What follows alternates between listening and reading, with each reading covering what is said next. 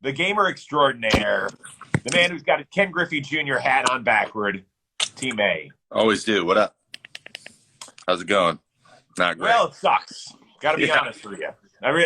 They've been playing with my emotions. I thought last night I got suckered in. I got reeled in by the Twitterverse, and then today I just got let out. I'm gonna be honest. How are you doing? I got yesterday too. After everything that I've seen and what I know about them, they got me with the "we're gonna extend the deadline because we're close" thing in order to make it's so disappointing because when you look at all the movement and everything, it's still so incremental. Like, at what point was there anything close? If you look at the deal that was offered right recently, we're still really far apart on all the same stuff that we were before we started negotiating every day for 9 days. So, like, where did all that come from? And then it's just really disappointing just how, like, kind of savvy they are with creating that narrative. But again, a lot of the people that are tweeting these things and stuff are being told by sources on one side, and if everyone says it unanimously, like, you have no choice as a media member to go with that. You know what I mean? So, like, it's not their fault. It's just they're good at it. They're good at it. So you're not a player rep, but I know you definitely keep your ear to the ground on this sort of stuff. You're a bright guy. You understand it. You like to pay attention to it. Did you think at some point we were going to have a deal last night? Yeah. You really did. The back and forth was big because, one of the major moves that both sides have is kind of just being like, hey, we need some space. Just like, hey, we're obviously not getting anywhere, so we need to walk away, right? And no one walked away, which meant, in my mind, at least was a show of at least we're both in this. Like, even if it is a stunt, even stunts have too much, like, you put so much. Do you really come back and forth 12 times if you're doing a stunt? You know what I mean? Like, that seems overboard, even just to, like, create the illusion that you're trying hard. That's still a lot. You could have done 9 and it would have been just, you know what I mean? Mm-hmm. So, but at the end of the day, I think that they were just kind of following our lead because we were going back fairly quickly with proposals. And I'm sure if they were driving the speed, there would probably been a lot. The number of times back and forth would have been lower, I'm sure. But it just all felt like a farce. And that sucks. That wasn't fun. For people that are just joining us, Commissioner Rob Manfred, within the last hour, made the announcement that the first 2 series, so basically the first week of the season has been canceled at this point, with meaning the players' inability to earn back their pay. Okay, that's what it sounds like. Yeah.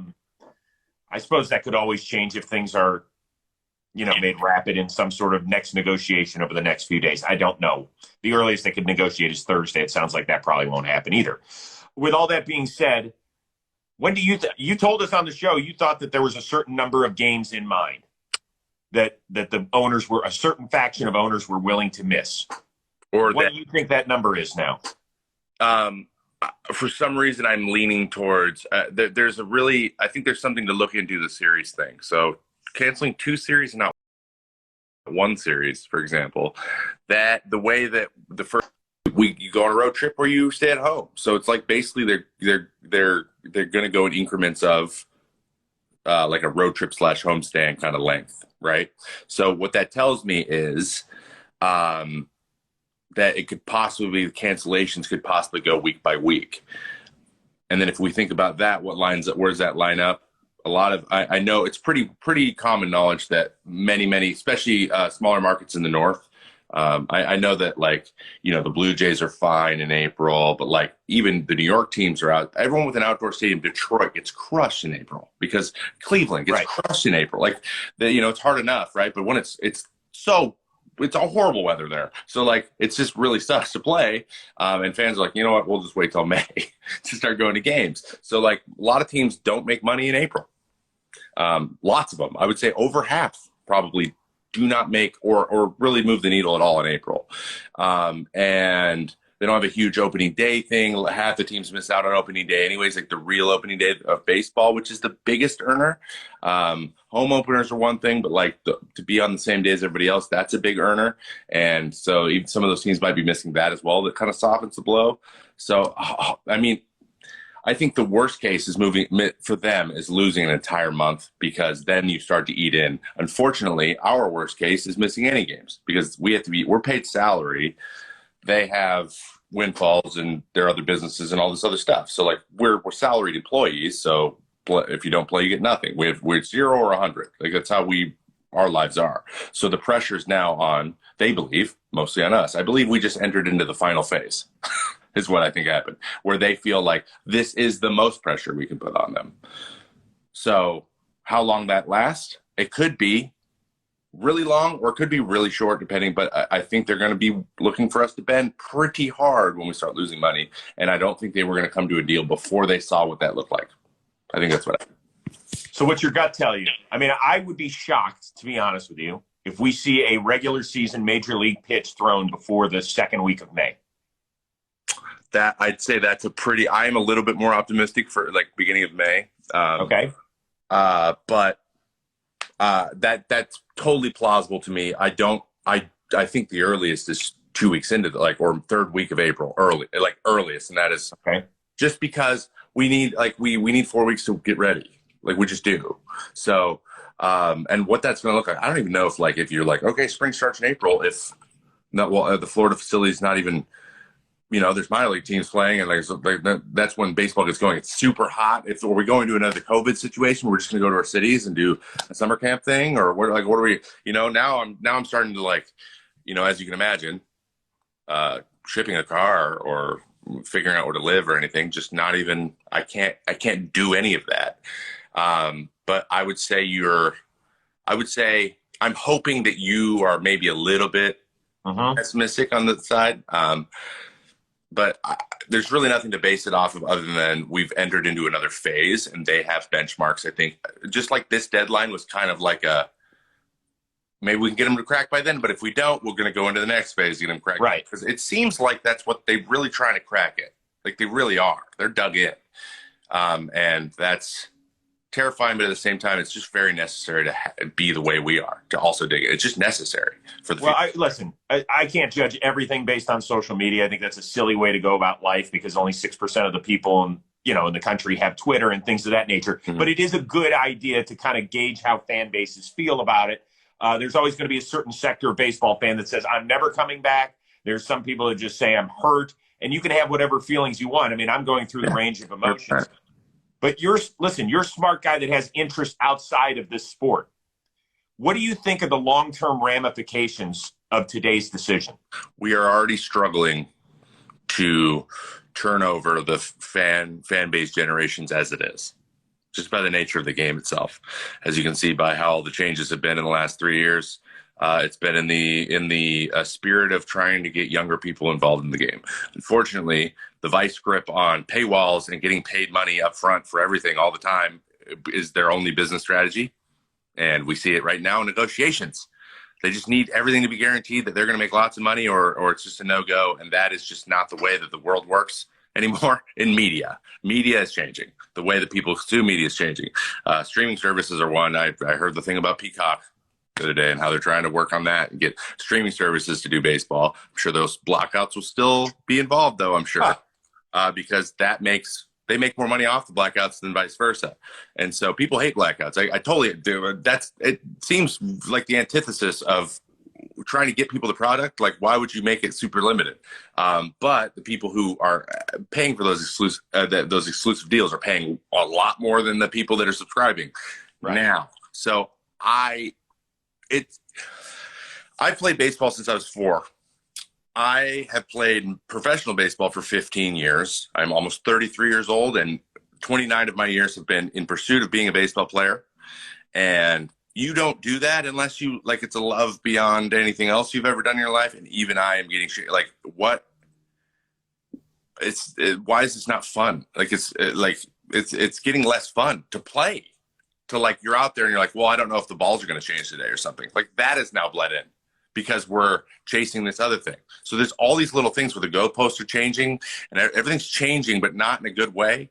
And it makes it less like up into this point, you know, you walk out on the field, like the field's the same, the mound's the same, the ball's the same, the bat's the same, let's go. Now the bats are changing and the balls are changing and there's a guy on second and the game's changing too. So, and then we're having arguments over money. So it's like, it's a two-pronged attack where you're like getting crushed. You're like, man, you're hurt. It's hard for me to get up in the morning, like super excited to play these days. And that sucks. I hate that. I hate that so much. And it's sad. And watching, I understand people watch and they put their jerseys on, they watch every night. And now they're like, well, you know, it's just not as exciting anymore. Why is that? All these different things are happening. And I think that long term, it's going to hurt us. And obviously, you know, like you said, Twitter's not everything, but it does. Echo chambers keep going. People whip themselves up into frenzies. But I will say this one thing. I've had a couple people say, I'm done. I'm canceling season tickets, this, that, and that, the MLB TV. And I just said, if it doesn't make you happy anyways, because you are a consumer, you should get rid of it anyways. Like, if you were ever like to the point where like, I don't really watch anymore, you get rid of it then. So, like, I understand this is an emotional reaction, but at the end of the day, it's always your decision. And I think that everyone needs to remember that, just in general. Like, players, like, it's your decision to deal with stuff. Yeah, it's the power of the consumer. Yeah. And once again, I want to thank you very much, because this is an easy day, and the fact that you're willing to connect to our fans right now is huge. I know how much they appreciate it. I can see it in the chat, and just hearing from them on a daily basis, you know, across all of our social media platforms. Believe me, it is greatly appreciated. With all that being said, couple things. To me, you and I agree. There's a certain faction of owners, and I don't know what the number is, that would rather not see their product on the field. And I think there's no place for people in the game like that. Like, we as fans, we buy jerseys. I've never bought a jersey on the back that says Amazon or Target or Gelson's. Like, yeah, those are important parts of my life. It's how I eat. It's how I clothe my family, whatever. It's how I get my entertainment. But you are the people who tug at my emotional heartstrings. And you're the ones that make me happy and pissed off, and the wide range of emotions, and create indelible memories for families and generations and all that sort of stuff. And this is the stuff that's why it's so painful right now, dude. Yeah. This is why it hurts. Yep. And one of the hardest things that I'm struggling with is like being part of kind of the villainization a little bit, and lumped in, a certain minority, but still being lumped in a little bit with like the problems with like people like threaten me with the game's going to die if you don't, like, what do you want me personally? I'm doing everything I can to grow it. Like, I'm not the guy to say isn't doing extra stuff off the field in order to continue to make the game fun to watch and play. Like, I'm all in on that. And we don't agree on a lot of the ways to do that, me and the MLB, but it sucks that I no matter what I do, I'm still seen as someone who's killing it. And I want to do the exact opposite, and everything I do is to do the exact opposite. But like you said, we play the game of baseball, if you really think about it, or any sport. If you, like, everyone makes the jokes like, dude, you throw a ball and people try to hit it like you play a kid's game. People say that. Yeah, I do. That's true. But I turn it and flip it around like, yeah, it's really, really simple. It's a really simple game. And it's simple because anyone could play it, and everyone tried it when they were kids, and there's millions of people out there that maintain, even if they can't play, still fans of it. And we're there to evoke emotions, like you just said. We're there to make you happy. We're there to hopefully not make you sad. But if I'm trying to beat your team, yeah, I want to make you sad. You know what I mean? Like, it's competition at the end of the day. You're supposed to get really, really invested, and you're supposed to be crushed when things go your way. You're supposed to be elated when they go well. Like, that's the point. And at the end of the day, we're just out there dancing around and performing. Like, just like you go to a theater show, it's the same thing as going to a baseball game in the basic building blocks of what we're doing. And once you understand that, yes, there's money to be made. I get it. But that came later. That's not where it came from. It just came later. Now, everything in the world is, how can I make this scalable and a huge business now? And it's not about what is the base blocks, what are we doing, and how does it create value? We create value because we create happiness or sadness or just stories. We tell stories. Right. Stories are what we love, and we can't tell stories when we're not playing, and we can't focus on the stories when we are right now. The stories are all like how the game's dying and how people aren't watching and how TV ratings are going down. Those are the stories. It's not about the Fernando Tatis is doing backflips on second, just out of pocket because he can do stuff like that because he's amazing. Like that's the things that I wish we could talk about more. And that's how it was when I was younger, when I was 14, 15, 16, or 14, 15, 16 years old, and in 2014, 15, 16 in the league. Before 16, when the last CBA was negotiated under this person. Ever since then, it's just been, it's distraction after distraction after distraction, things that aren't baseball related or aren't the game themselves being talked about all the time. And it's exhausting. And I hope that a lot of people out there, people who make baseball content that aren't major league players, get opportunities to like make some fun stuff to watch that people find and enjoy. Wiffle ball leagues and the blitzball tournaments. And, I know it's not baseball itself and I know it's not the same thing, but there's a lot of people out there doing amazing stuff that is still entertaining and still is around the game of baseball.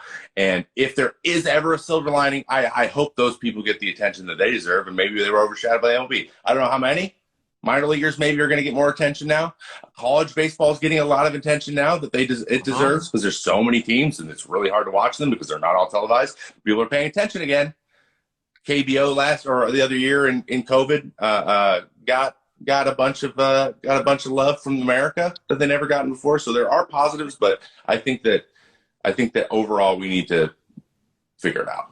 Just figure it out. All right. Last question. We'll wrap it up here in 1 minute. People crucify Rob Manfred, fine. But if you could honestly say one thing to him right now that would maybe help him with some perspective, what would it be? I would ask him a question. I go, what do you want? You personally. What do you want out of this? What are you looking for? Because once you understand his motivation, I think it helps maybe him understand. I think we're so far away from understanding each other's motivation or caring about each other's motivation that it's very hard to come to a deal. At the end of the day, we're trying to make it a bet. We want a team to have to use the money that they make in order to win baseball games. It's no longer that way. It's just not. You just don't have to do those things. And analytics has helped with that. And people getting smarter has helped with that. And yes, that's just natural progression of the game. And we're addressing it because it's definitely swung that way. We're addressing it because it needs to be addressed. You just don't get it. You don't just get to do that. So what we're trying to do is change it. So that's our goal. What's yours? And I would say yours personally. Why do you have this job right now, Rob? What do you want out of this job?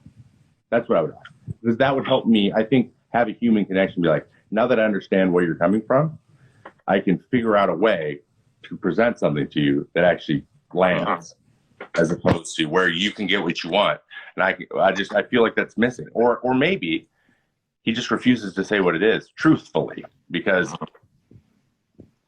frankly, I don't know if I've ever seen him say something fully 100% true. So, and I know that's harsh. I can't think of a single thing that I was like, that everything about that was 100% correct and not a misrepresentation at all. Everything's a little bit spun all the time, and that's tough. It's tough to talk about it. So I don't know, but that's what I would ask. Just food for thought. Fair enough, my man. I appreciate you on short notice hopping on here and talking to the fans. I know that everybody out there in IG Live land and those that will consume it later on our YouTube channel really appreciate it as well. So tell Kate she's got to go catch a few more bullpens, I guess. I will. It's not going great, Chris, but we're making progress. It's just going slower than I thought it would originally. So, well, more time together, I guess. Really? She's not catching great bullpens? Yeah, she's not catching bullpens. I have Johnny McNett who catches me right now. So I hear Johnny McNett. I hear he's got really soft hands. Very good. He always catches it if I throw it close enough. Perfect. All right, dude. I appreciate it.